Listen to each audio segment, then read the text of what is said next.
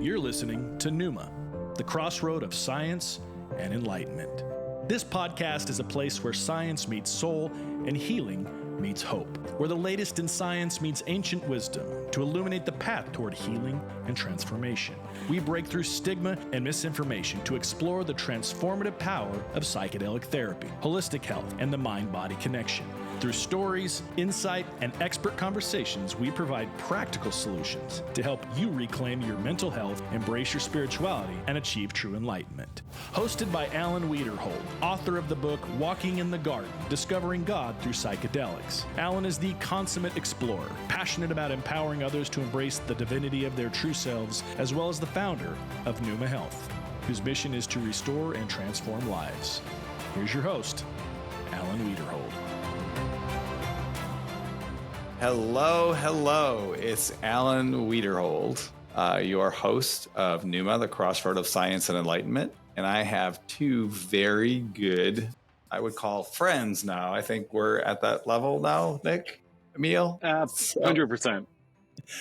I have Amil Patel and Nick Nowak from Meeko Health joining me in the studio today. And this actually is really perfect timing because we're coming right off of the heels of the last episode that I did with Doc Askins when we talked about ketamine and what it is. So this is going to be really great for me today because we're going to look at this from a different side.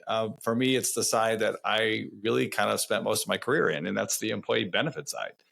So before we do, though, let's introduce you. So Amil, tell me, how did you come up with this idea? Because I remember when we met several months ago, you kind of shared your story. And that really resonated with me because of my story. And then Nick, I want to hear yours after that. Yeah. Thanks, Alan. My journey to this idea was not too different from, I think, many folks out there that end up having some sort of firsthand experience with psychedelic therapy.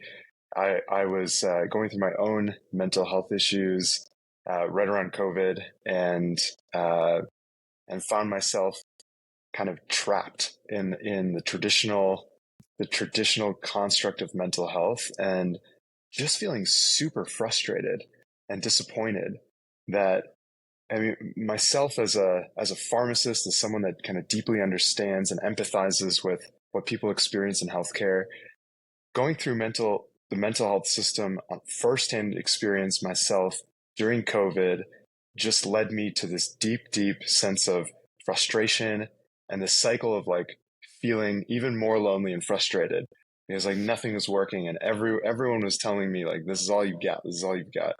And that led me to, it was a long story here, but I'll shorten it. It led me to MDMA therapy, which like there's no way to cut it. Just radically changed my life. And it was after that first MDMA therapy session where I started chatting with some close friends that I think there's an opportunity here to kind of make a difference at scale in people's lives. And that's when we came up with the idea of the company. I'm thinking about an article that Healing Maps actually just put out like a week ago, Friday, and I was quoted in there. In I think there was a tweet or something a few weeks before about executives and business owners who basically, I always use the term, blow up their lives, and they leave the companies that they start or found when they go through therapy because you just have this you have a completely different lens. And you go back and you want to create or give something back in a way that you hadn't before. So is that about 100%? Yeah, 100%. I think I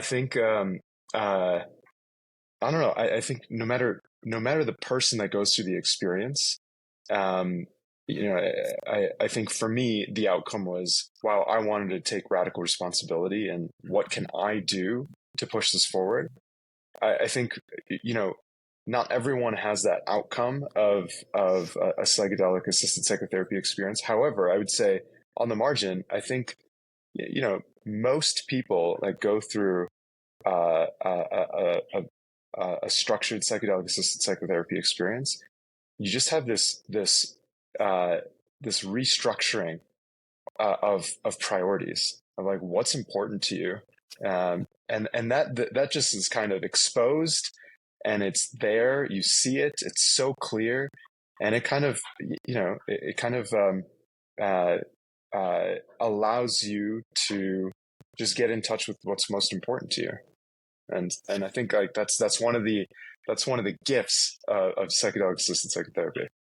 So it's almost like, the way that I always put it is that I think as an entrepreneur, you always have this chase everything that you think really what the world tells you matters, like the have it all lifestyle, so to speak. And then you go through therapy and it's almost like it's the have what matters lifestyle that you're chasing, because you find that your priorities are, at least for me, are a lot different than where they were. Nick, I always joke with you, the person that I was 3 years ago, I feel like I'm almost unrecognizable, even to myself. I mean, people who knew me, all I cared about was winning. Like everything that I had to do, I was a narcissist. I would always tell you how great I was, and that was out of fear. So yeah, I think that was one of the biggest things that was very similar to me, opening up and then just being able to open my heart and to be able to tell people really what was going on. So, which, Alan, I still, based on the stories you share with me, I just refuse to believe that Alan ever existed. Yeah, well, I have an older son who will tell you, he'll tell you the truth. And I think we did an episode of our podcast and we talked about that and how work was so much more important to me. It defined everything that I was and who I was. I was very uncomfortable in a conversation with people at a party or anything else because I just equated my identity to success and to all of this stuff.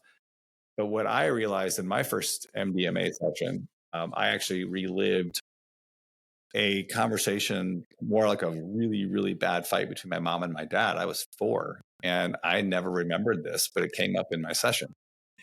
But it defined everything that I thought about success because it was a financial fight about money. When you're 20 and 21, my parents got married very, very young. It shaped everything. And I didn't even know that, which was so crazy. So, then talking to Matt Zeman, you keep moving the goalpost, which is ultimately what happens with success as you're chasing it. It's just this like, well, I accomplished that. Now what? I accomplished that. Now what? And then you have to come back and you're like, wow, give myself some grace for what I've actually accomplished rather than having to go accomplish more. It's being able to just kind of relish in being able to do that. So, Nick, how did you get to join Amil in this journey? Oof. Yeah. And so our history here dates back to, what was it, Amil? 2005, freshman year dorms. Just these little kids from the Midwest. Yeah. Yeah. I don't know if we shared that history with you, but yeah, really remained like really close friends over the years.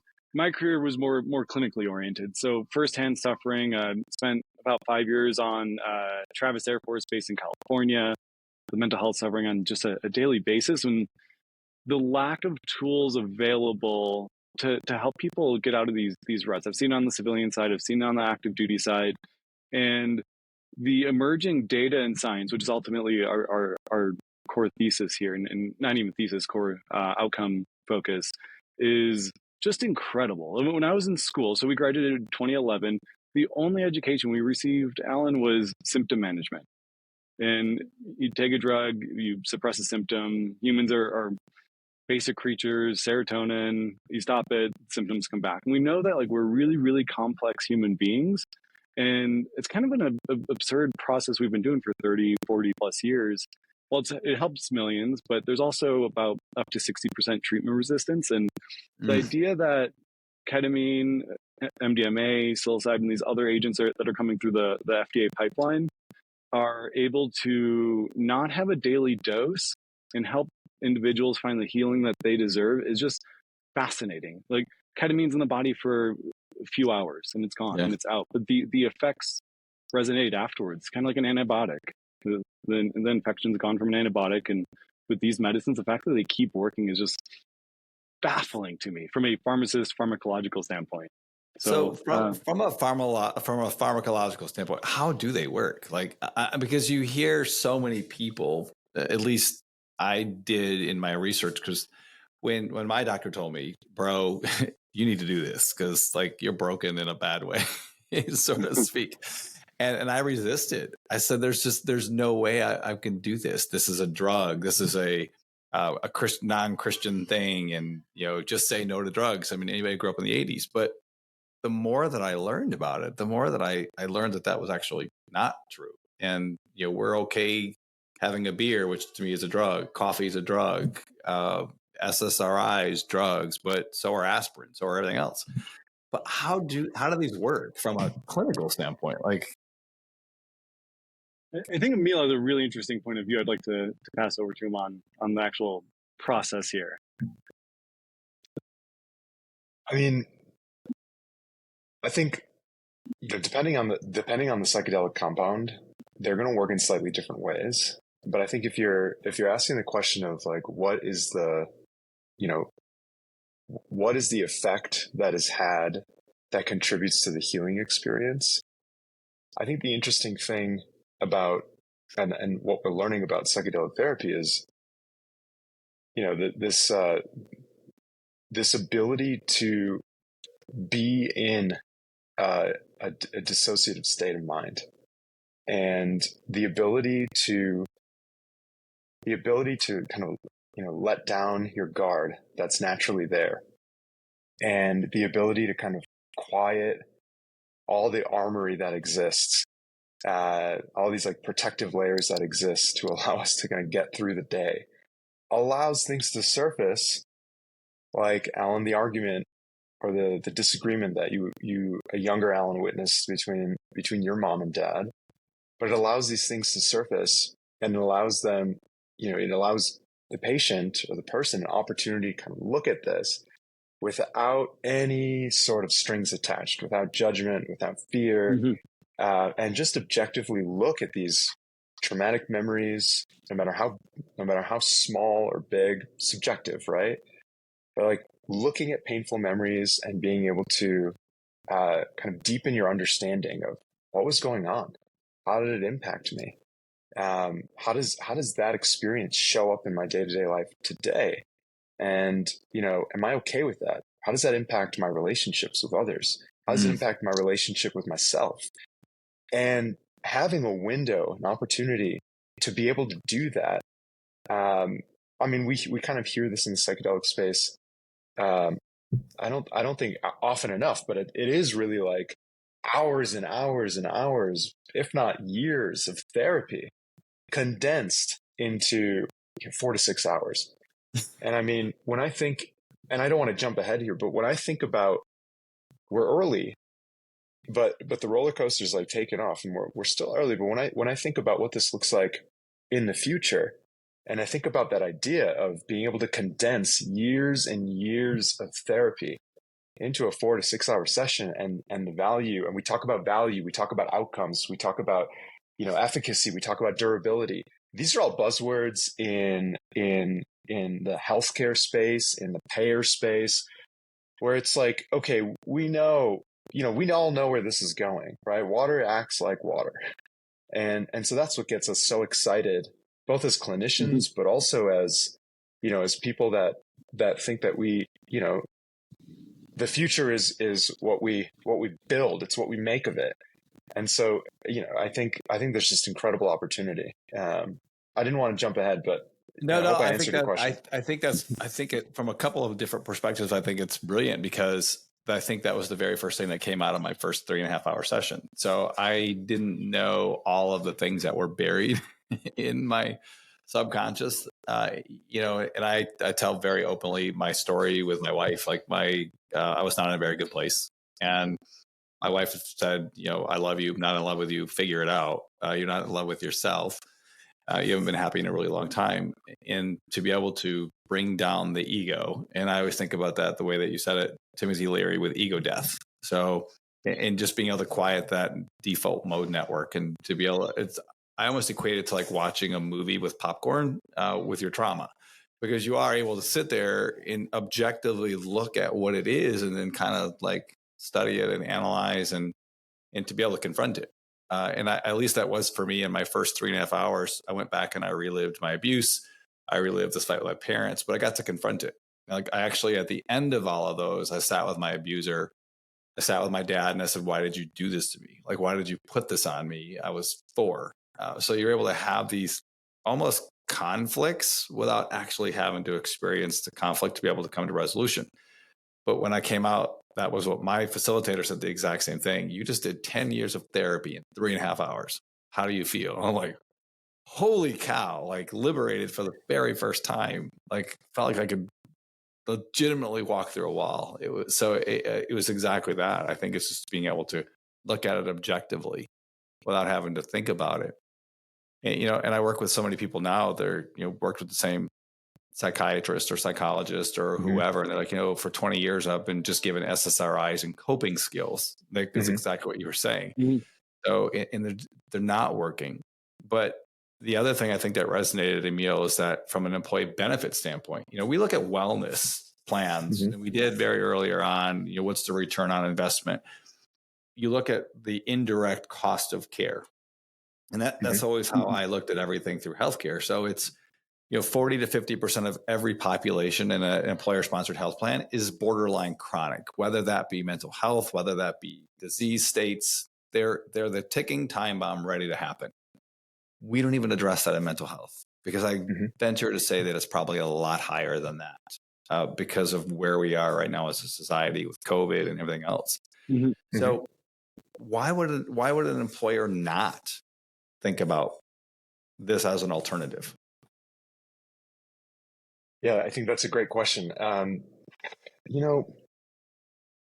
There's a lot to unpack there. I think employers on the margin, there's habits that have been built in healthcare that I think are make sense when you look at them. There's like these the way that we do things in healthcare, the legacy ways of doing things.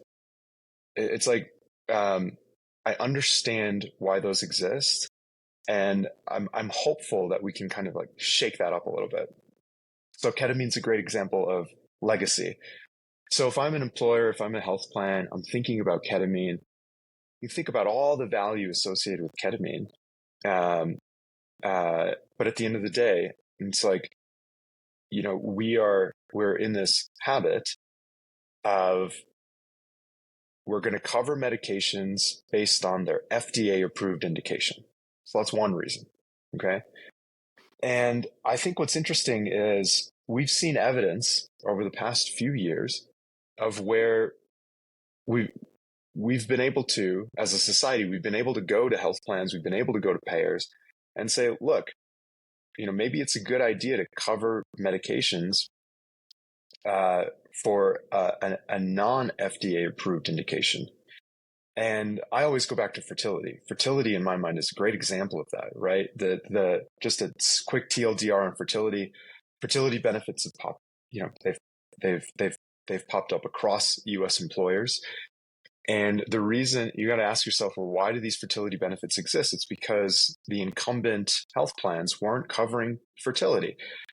And specifically, they were only covering the fertility processes, the fertility medications, if women had a diagnosis of infertility. But we know that in the culture we are today, we have women in the workforce that are trying to plan ahead, right? They don't have a clinical diagnosis of infertility, but they still need access to those medications so that they can do things like embryo freezing or IUI, IVF down the road. They want to pre-plan their futures, right? It goes back to healthcare and human agency. And so when I think about things like generic ketamine that are kind of quote unquote wanting to be used off-label for mental health, I think this is just a process in working with health plans and payers and educating them. Like, hey, similar to fertility, there's a strong use case here. There's a strong ROI. There's strong outcomes data. And it's educating them so that we can kind of get over that hump of, well, why would we do that, right? It's because it's always a question of why. And I think there's a huge opportunity there because if you go back in time to fertility benefits and you think of where we are now, well, fertility benefits it's very much driven by employee demand, right? Employees were expecting it, they wanted it. And when I think about what employees want today in mental health, people want really effective mental health options. Yeah. So I think this is just ripe for the taking. It's a matter of going out there and shaping public perception. And then I think there's just generally stigma around ketamine, right? There's incredible stigma around psychedelics.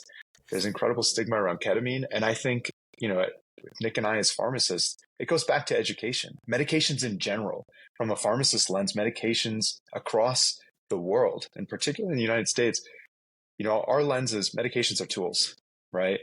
And you can use a hammer to build a house. You can use a hammer to hurt your kneecap, right? Like, it's how you use the tool. You want to use the tool with the right intention. You want to use it productively.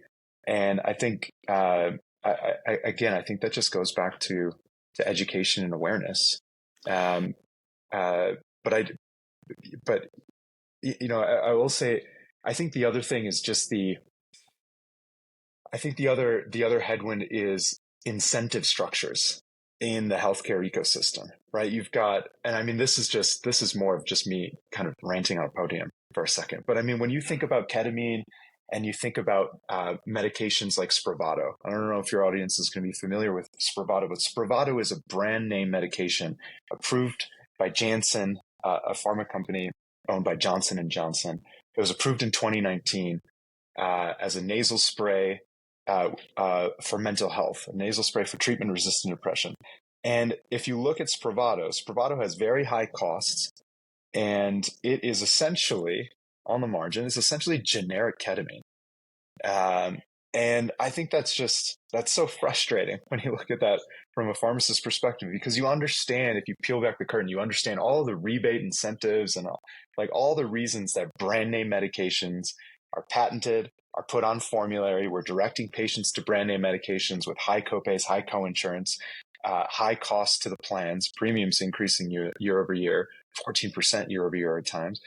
And it's just frustrating because ketamine, again, approved in 1970, working well, and the safety and efficacy data on the margin are head-to-head same, right? In fact, there's more evidence to date that the efficacy data on generic ketamine versus inhaled, or intranasal Spravato, it's better. And so that's just frustrating. But the tide is turning, right? We're seeing large payer system. We're seeing the VA offer ketamine for mental health. We're seeing major health plans like Kaiser offering ketamine for mental health, not Spravato, but ketamine. And so the tide's already shifting. It's just a matter of how can we accelerate it? So let's talk about that for a second. Actually, there's a couple of things I want to talk about. So ketamine itself, the first thing that I think of immediately is Matthew Perry. And then there are different kinds of ketamine, right? There's the IV that I can put into my arm. There's an intramuscular, and then is there a pill? I mean, what forms does ketamine come in? I see commercials for these at-home companies. I'm sure it comes in a lot of different ways, correct? I mean, clinical, ceremonial. How does ketamine actually work? Yeah, so ketamine from a delivery standpoint. So Meeko's only focused on in-clinic ketamine. There are some at-home ketamine uses. So in-clinic will generally be intravenous. So you get 100% absorption as opposed to intranasal, which is roughly 40%. Right. Other routes at home may be like a troche, which is like a sublingual lozenge, which has lower absorption as well. And as Amil touched on too, and you as well, Alan, it's always like set and setting and safety. So from a ketamine standpoint, I've probably given ketamine like thousands of times. I have no idea. Like so many of those were like asthmatic children in the emergency department. Like it's used. We've been using it since the 70s, and we know how long it's in the body. We know what type of adverse effects there are, and we have a really good idea when it's in a safe clinical setting, and we're able to do appropriate monitoring. So in our case, from a mental health standpoint, we are giving a sub-anesthetic dose. So it is a lower dose than I'd give to a really vulnerable child. Right. Yeah, a really vulnerable child. They'd actually get a higher dose than the mental health patients. And then in our case, like the IV ketamine, it's FDA approved, it's manufactured, but it is an off-label indication. The nuance here, troches would be compounded, so they are not FDA approved, and it'd also be an off-label indication and not an FDA approved route of administration either. So a little bit in the weeds there, but I think it's important to highlight. And I think it's helpful because I think you hit it. I think one of the biggest differences, at least from the conversations I've had with people when they ask what I do, and I say psychedelic facilitator, that you want to talk about getting a group of people together in a room to start sharing all of their stuff, tell them what you do. But that's like the first correction I always tell people is, well, Matthew Perry, unfortunately that happened. But in my mind, I don't think it was ketamine that killed Matthew Perry. It was Matthew Perry was constantly looking for the next high. He was looking for the next escape, and he did it at home in a very irresponsible way. So we're talking about what Meeko does is a very responsible in clinic, in an actual setting. There is a process. And then like we talk about with any of this, it's always the intention, the set and the setting, and then the integration behind it. Correct? Absolutely. I think something else to highlight here, Alan, is obviously Matthew Perry, like so unfortunate for any human being with that suffering. Ketamine actually has really great data for specifically alcohol use disorder and opiate use disorder. And so for those clinics, they'll do screening for those patients, be really selective in those settings. And then, in clinic and have a continuity of care model for follow-up. And it comes back to that agency, being able to dive inward, find out what that underlying root cause mental health struggle someone may be having in order to help break that cycle. Thanks for listening to this episode of Pneuma, the crossroad of science and enlightenment. We hope you're enjoying the deep dive into psychedelics, neuroplasticity, and the path to transformation. Before we continue, let's discuss recovery. After powerful experiences, your mind deserves more than just rest. It needs real support. That's where Pneuma Hydrate comes in. Formulated with GABA, taurine, inositol, magnesium, and more, Pneuma Hydrate is designed to help your brain recover faster and support neuroplasticity, giving you the clarity and the energy to fully embrace your journey. Fuel your recovery and elevate your mind with Pneuma Hydrate. Check out pneuma.health to learn more. Now, enjoy the rest of the episode. So when we look at health plans, and I've been looking at them for 30 years, the top 10 things that we really see right now, a couple of things. So right now, I always draw a pie chart for a self-funded employer because it doesn't matter whether you're fully insured or self-funded. It's just who pays your money and how bad do you get screwed by having the insurance company keeping it all. So when you look at the pie chart and you look at how claims and admin and fixed costs and indirect costs, if you're looking at that, over the next 5 years, 40% of an employer's plan spend, their just medical claims cost is going to be RX. And Amelia, you actually had said something that I wanted to hit on. So you were talking about how formularies and these rebates and all of these things work. Do you want to maybe go into that a little bit and really kind of explain to me, how does that work? So a drug that might be on a list might actually have some money coming back. Is that true? Unfortunately, yes. If you think about what is a formulary, a formulary is think of a formulary as a menu at a restaurant, right? And there's different sections in the menu that are going to have your like different levels of pricing, right? And the goal of a health plan is to work with their pharmacy benefit manager in structuring a formulary that ideally drives certain behaviors. And the behaviors that you're looking to drive are typically, you're looking to drive behavior towards generic drugs. Or if there's a brand name drug that just has stellar outcomes compared to a generic alternative, then you might allow the brand name drug to be on formulary. Right, but the goal at the end of the day of a health plan is really you want to optimize, you want to steer prescribing behavior and member behavior so that people are focused on value. That's what you're trying to do. And so you come up with a drug formulary, a list of medications, and you have different tiers on the formulary. right? So you have different tiers on the formulary. You might have a tier 1, tier 2, tier 3, and these tiers are going to have a different copay or cost sharing structure for you, the member. And again, the goal here is like, hey, if we set tier 1 drugs at a $0 copay, then hopefully more people are going to go and ask their doctor or work with their doctor in prescribing tier 1 medications, because those are generic and those are going to have a lower cost incurred to the plan. Then you're going to have a tier 2, tier 3, high cost specialty medications, right? And I think we're even seeing tier 4s and tier 5s now. I think that's where we are. Where we'll get creative, right? Yeah. And I think what we've seen over the years is there's this. I mean, there are so many games that are played in terms of cost sharing. I don't know if you really want to call it cost sharing or cost arm wrestling, I might call it, between members and payers. And oftentimes you'll see brand name prescriptions will be, brand name prescriptions or brand name medications. Pharma companies behind those medications want to incentivize placement on a formulary such that it increases the chances that prescribers and members will go ahead and get access to it. And so pharma will play a few games. Pharma wants to make sure that they're appeasing both payers and members, right?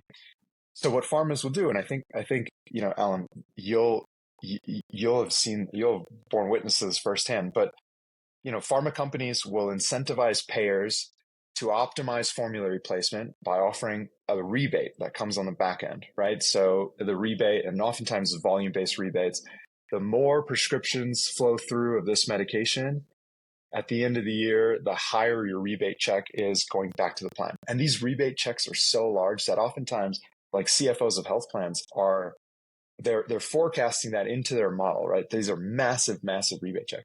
And the other things that pharma companies, so that appeases the health plan for prime tier placement to try and drive prescribing habits or access to that medication.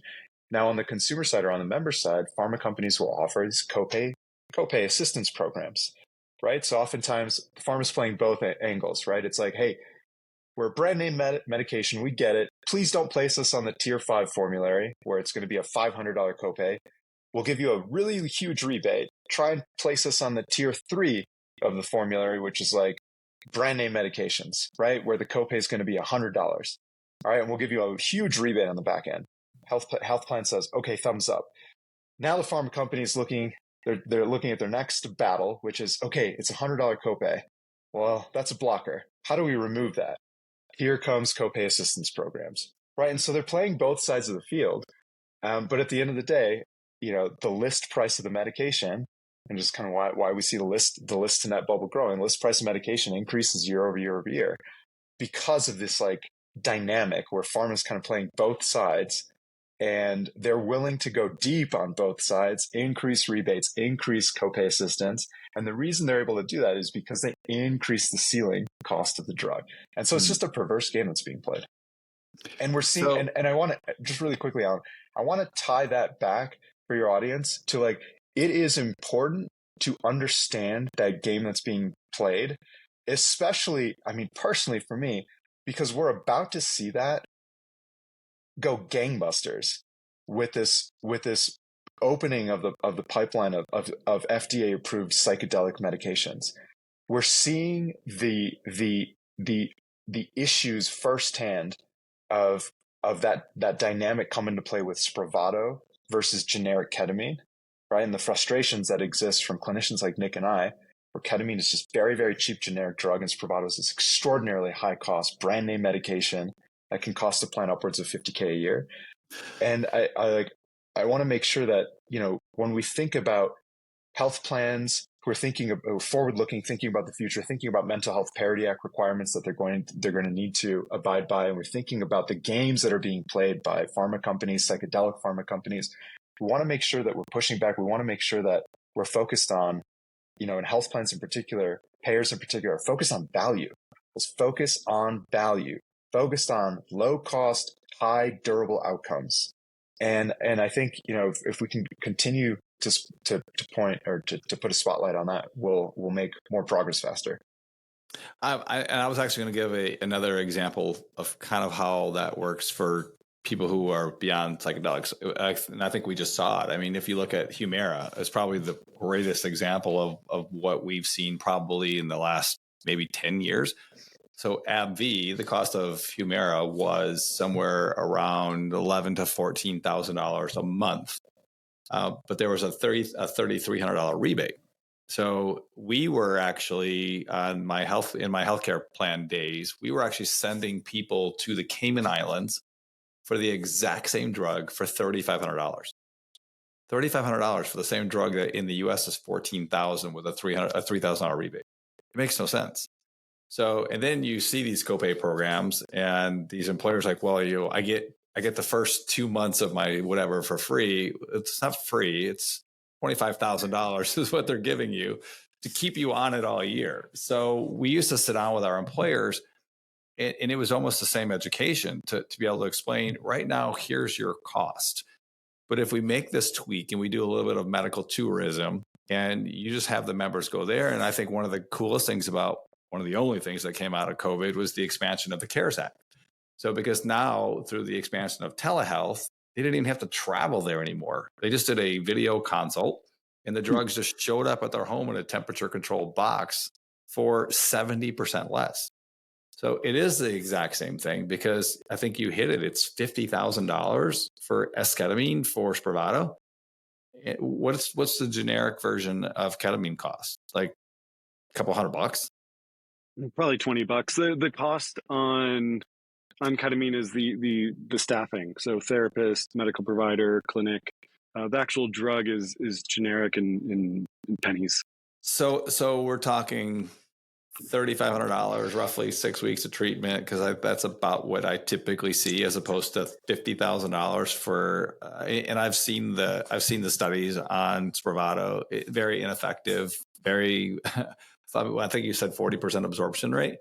But because we got it through the efficacy of the FDA, like we're promoting this thing, and the healing map surveys I've seen, doctors don't even like prescribing it because it doesn't work. But they do it because it's covered by insurance. So it really is a perverse game all the way around. I mean, agree? Yeah.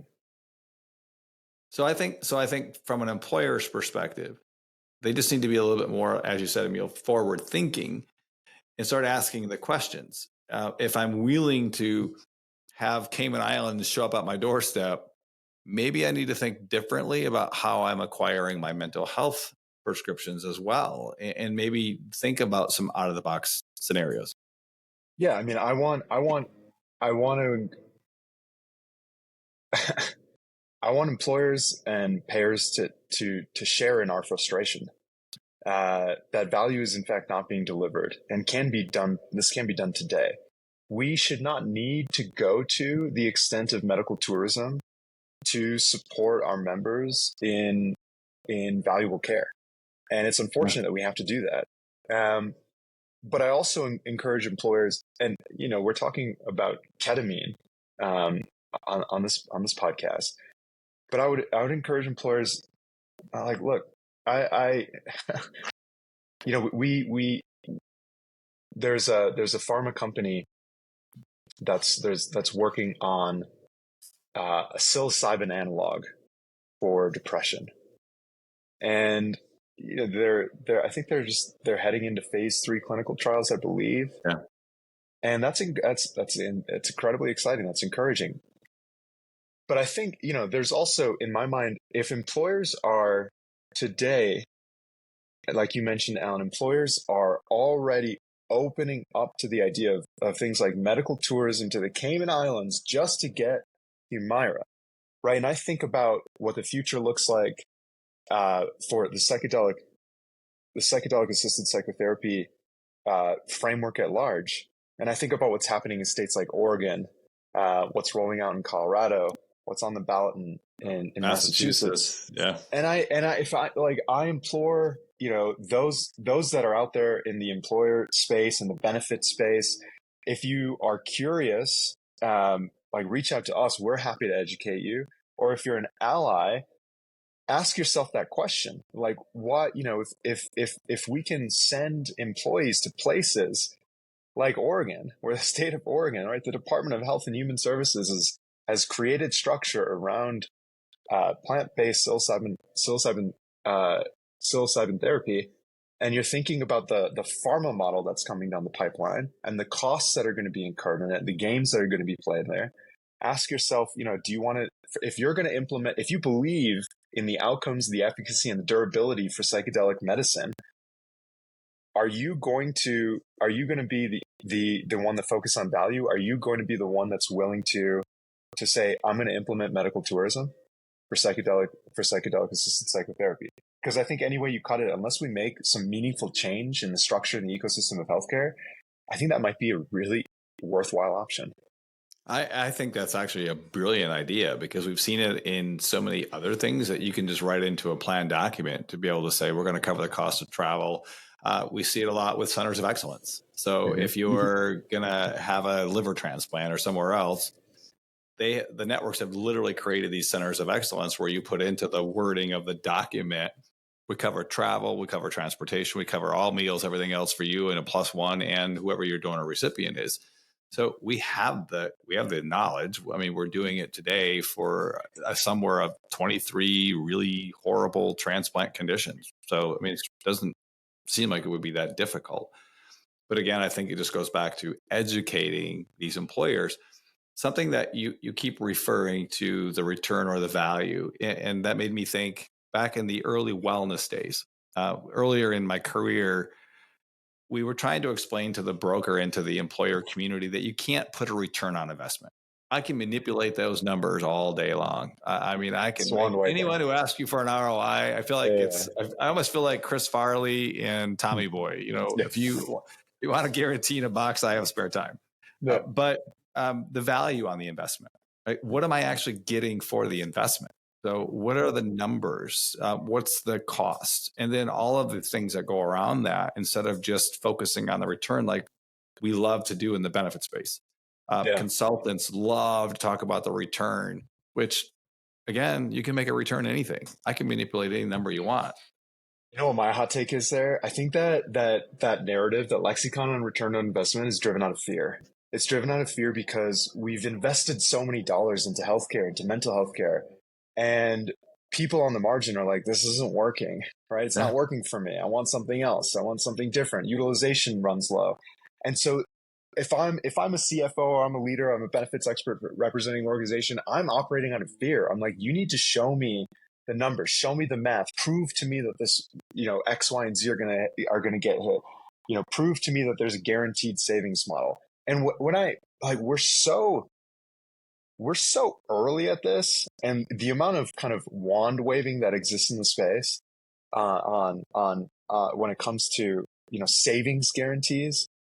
If you are committing to savings guarantees, I mean, I feel like you probably haven't looked at a claim set ever, right? And so I encourage, when I think about doing this with integrity, I think look, at the end of the day, step one is utilization on the benefit and outcomes, right? If you can prove that more people want to use this service because they are frustrated with what's historically been available, or they're curious to try something new. And then if you can show that the outcomes of those individuals is best in class, step one. Step two is you can show that those outcomes are not only best in class, but they're durable and they last a long time.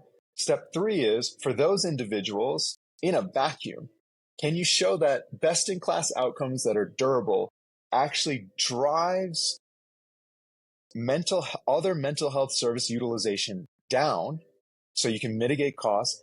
And then the pie in the sky that honestly no one's figured out, but I think on the margin, the three of us on this call believe in, which is if you can show that there's high durable outcomes and other ancillary mental health utilization trends down, you can in fact de-prescribe mental health medications, and then you can go over on the physical health side. And on the margin, you have to be operating under the belief that if people are mentally healthy and well, that physically they're going to want to take care of themselves better, and they're going to treat themselves better. And that's the pie in the sky. That's the self-actualization of Maslow's hierarchy of needs. That's the end state. And I think the only way to get there is a very intentional, deliberate path of data measurement to validate and to show and to build in public and show the space that like this is the only way that you can prove out that this isn't just another kind of like middleman capture. Like, hey, we want to wedge in psychedelic medicine, get people on it, get them on it every 2 weeks like Spravato in perpetuity. The goal here, and we started the conversation with this, but around intention setting, deliberate psychedelic-assisted psychotherapy session with integration, so people are really learning about themselves, about their ailments, and really building this kind of foundational structure that they can live a very high quality, healthy life that includes physical health. That's the pie in the sky. And it's going to take time and intentionality to get there. Like that's, if you really want to disrupt healthcare and you're not a psychedelic ally, you really want to disrupt healthcare, it all starts with this, right? People's behaviors, their habits, it all starts with what we today consider in our lexicon mental health. And that's why I just think it's such an exciting opportunity. We just got to do a ton of intentional work to get there.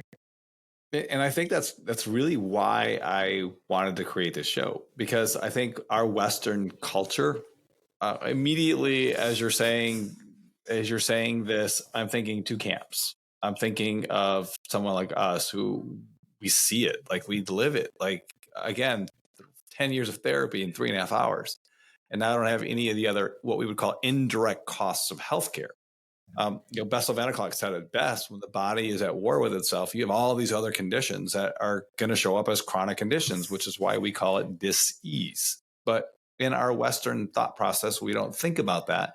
And there's the other side. Oh, that's just woo-woo. So, but until we can get woo-woo and science to agree, I think that the pie in the sky is going to have to just require a lot more soapboxing and a lot more education from people like us. We're going to do it.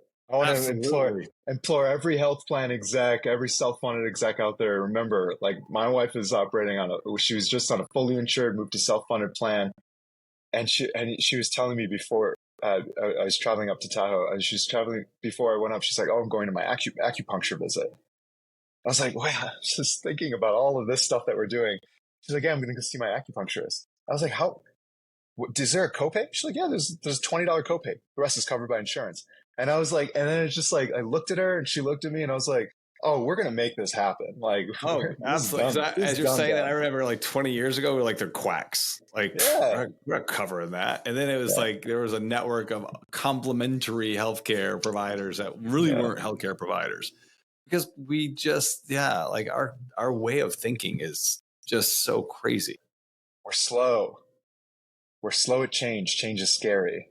That's okay. Well, the other problem too, that from a benefits perspective, that a lot of people don't realize too, is that everything that we do in the US with a healthcare system is around an ICD-10. So we look at diagnosis codes and we apply a procedure code to those. So the system looks at those. But what many people don't realize is that the ICD-10 was actually created by epidemiologists. They wanted to track diseases amongst populations.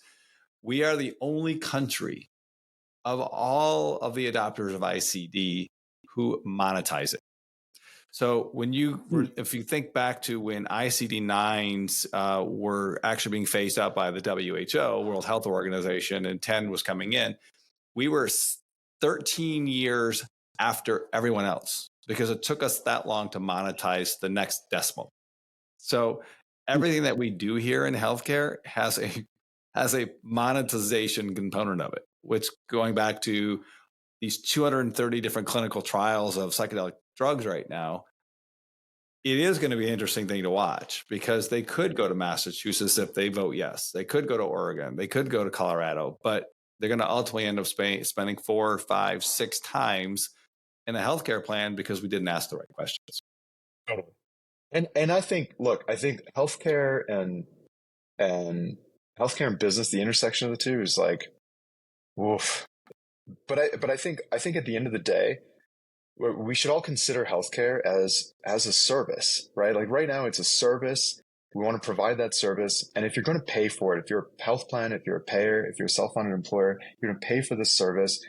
You just want to focus on value, and so you want to get down to the nitty-gritty N=1 details of like when people go through this experience, how do they feel, and what is their impact on their life?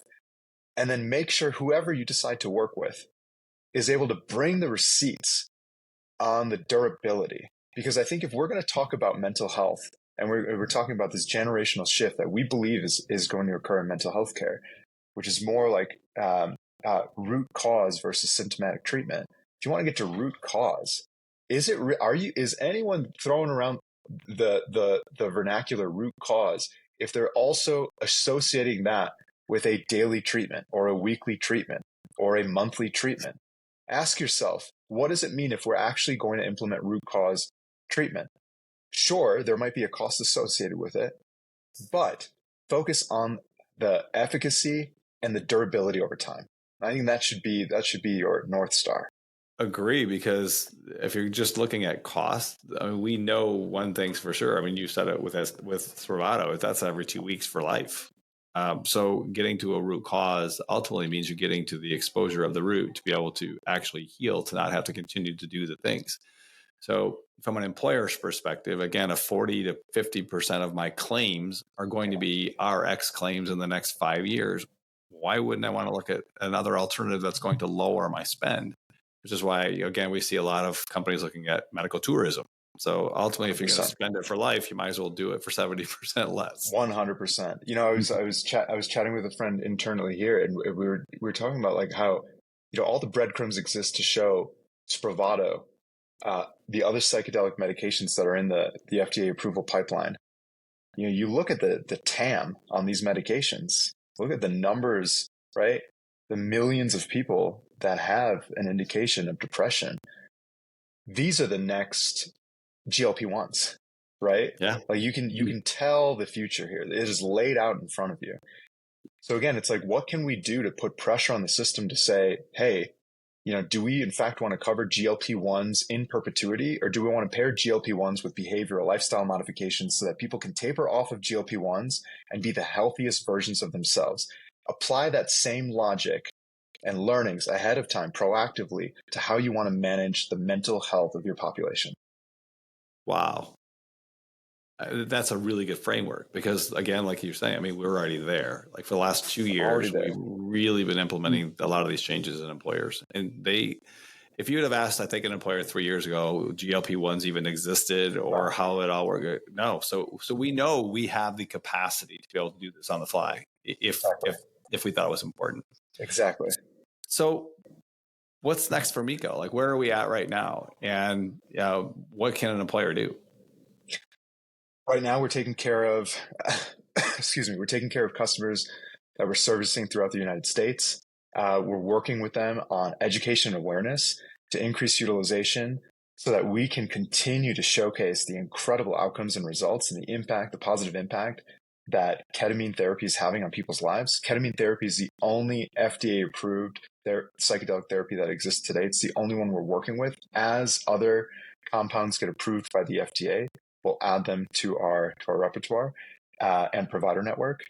We're also focused on education and awareness to self-funded plans, to HR leaders. We really want to advocate for innovative mental health care. What does the future look like? And how does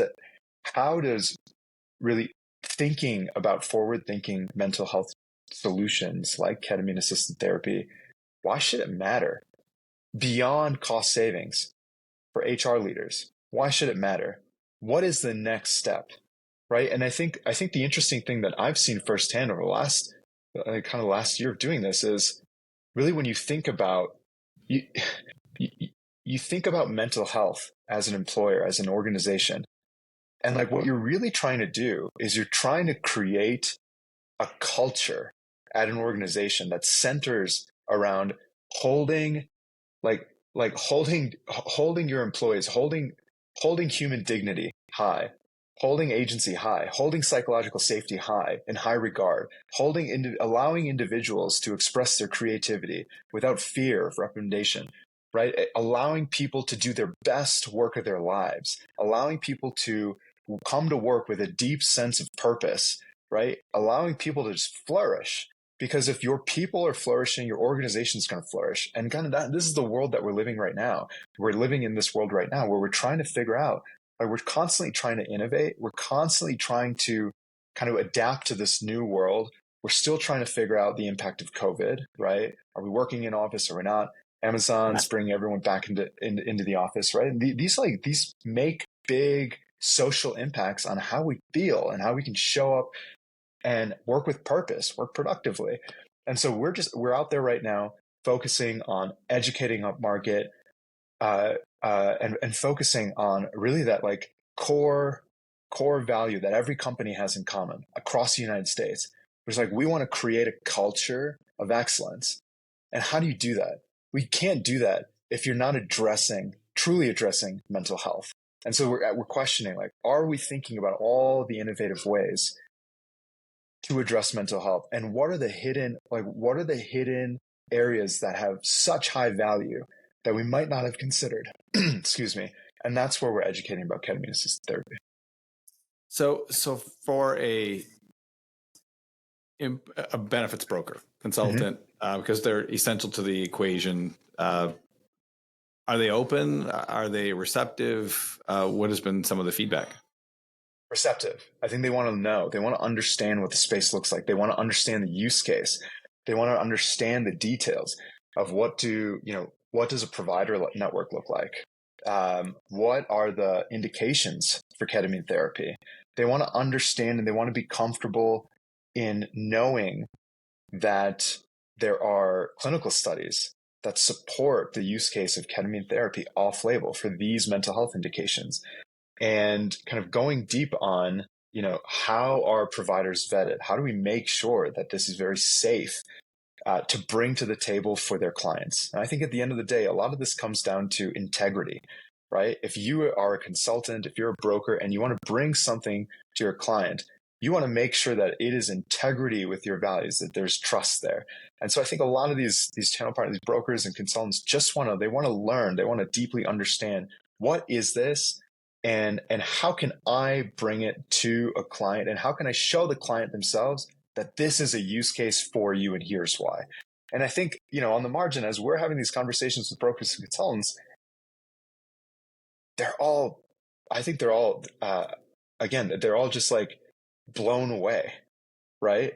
Because I think when you get into the weeds and you start to educate them on things like brand name Spravato versus generic ketamine, I think their eyes light up, because they want to be the ones to deliver value to their customers.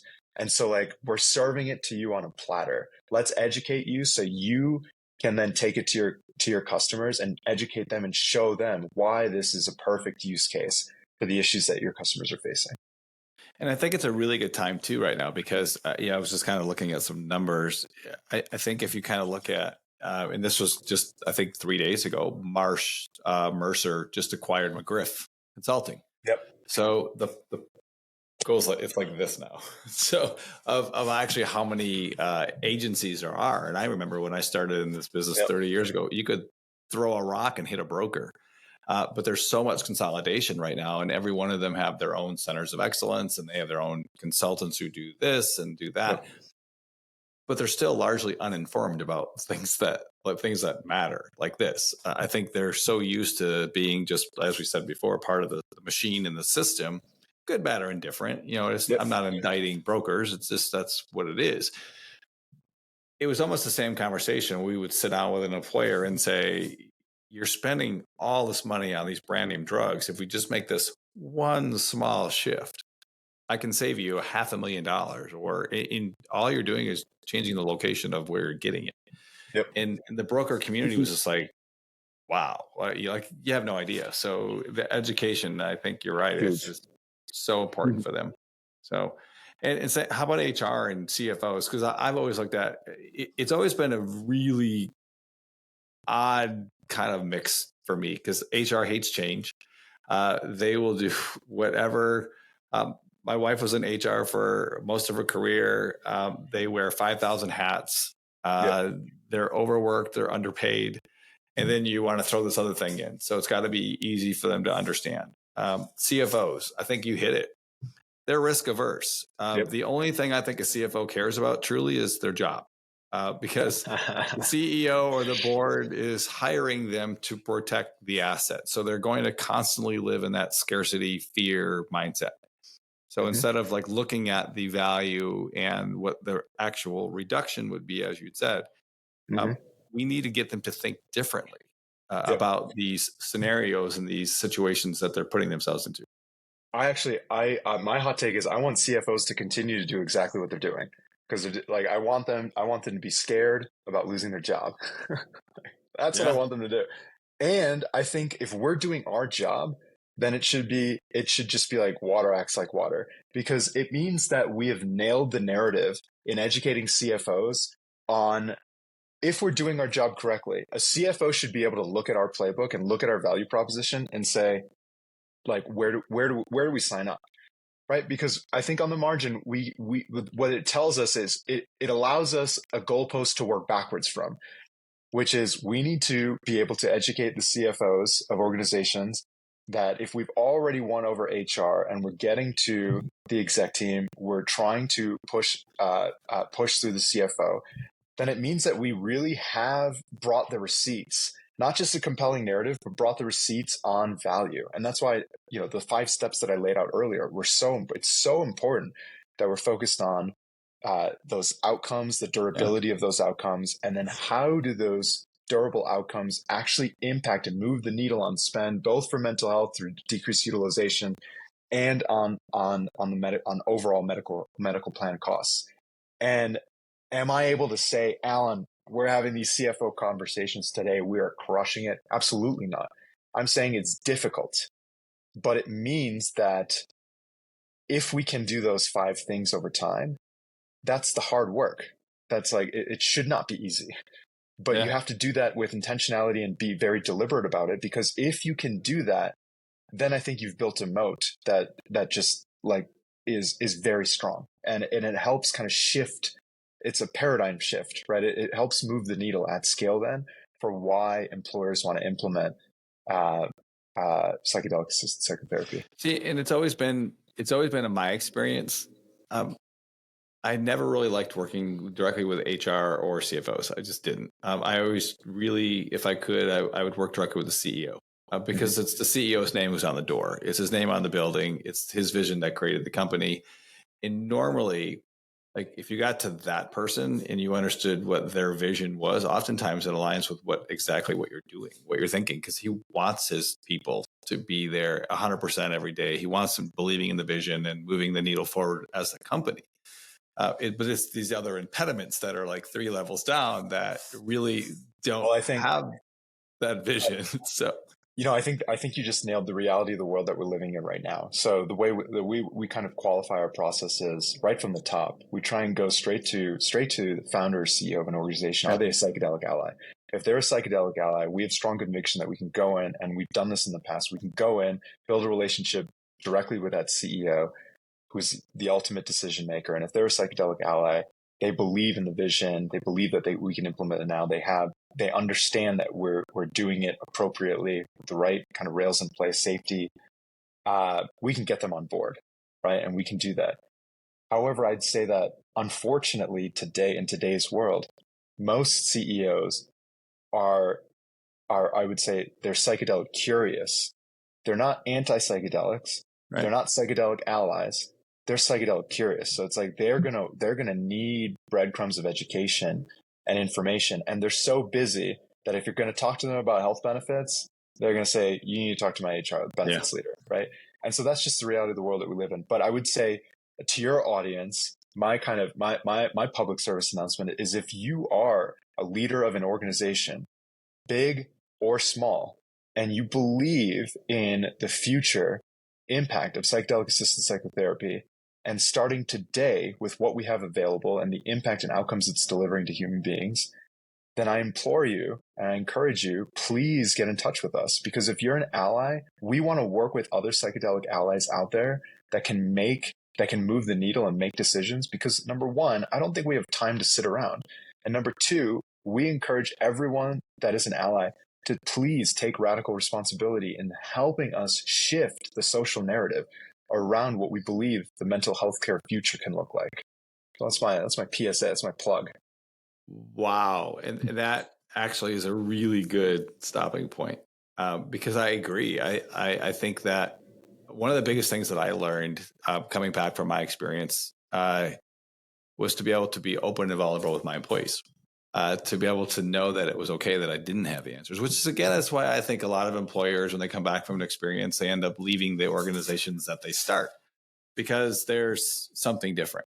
But what I found is that when I came back, I started a podcast called The Cost of Doing Nothing. And my employees listened to my podcast. And I shared everything. I shared my good, my bad. I shared my stories of abuse. I mean, there was nothing off the table.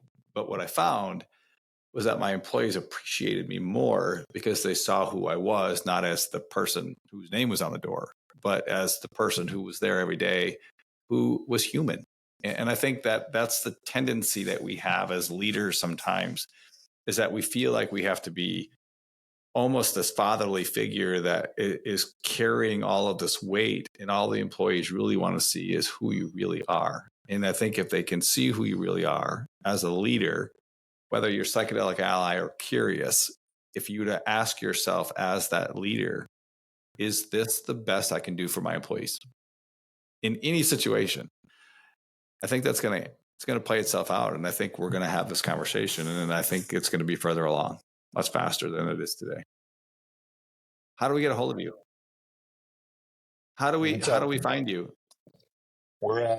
You can reach us online at meekohealth.com. You can also reach out to either Nick or I at Amil, or Nick at meekohealth.com. And you can also find us on our LinkedIn page, Meeko Health. And I'll put everything in the show notes, and I will put everything on LinkedIn as well. So thank you both, not only for your friendship. It's been a great several months together, just kind of getting to know you guys, kind of seeing what you guys are doing. And likewise, Alan. Love watching you guys grow. And I think maybe we should do a round two, maybe more of a webinar for employers. So sounds incredible. I would love to. Awesome. This is Alan Wiederhold.